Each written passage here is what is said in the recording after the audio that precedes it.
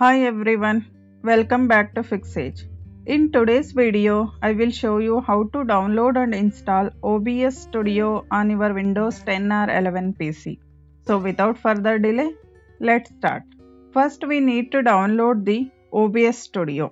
For that, open any web browser of your choice. I am opening Google Chrome and go to obsproject.com. Hit the enter. This is the official website for OBS Studio. Make sure you only download from here only. On the home page, you will see download options for Windows, Mac and Linux. Click on Windows to start the downloading the installer file. See, downloading has been started. Once downloaded, double click on the installer to start the installation process. Close the browser. Click on S for the prompt. This is the OBS installer window. Click on next. Next. This is the location where OBS Studio is going to install. Then click on next. The setup takes a couple of minutes depending on your PC speed. So wait for a while. Setup has been completed. Launch OBS Studio has been checked.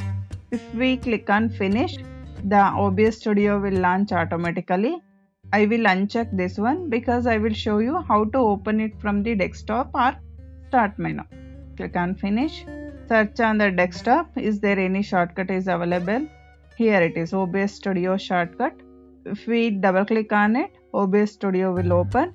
If you not find the OBS Studio shortcut, go to search. Search for OBS Studio. The app will appear in the search result. Click on that to open OBS Studio. The first time you open it, the auto configuration wizard will ask you want to optimize OBS for recording or streaming. Choose one you prefer, or if you want to do it later, just cancel this one. This is the OBS Studio interface. You can add sources like screen capture, window capture or webcam. Also, OBS lets you record tutorials, gameplay and even stream live to YouTube, Twitch or Facebook. So you have successfully installed the OBS Studio on your Windows 10 or 11 PC. And that's it.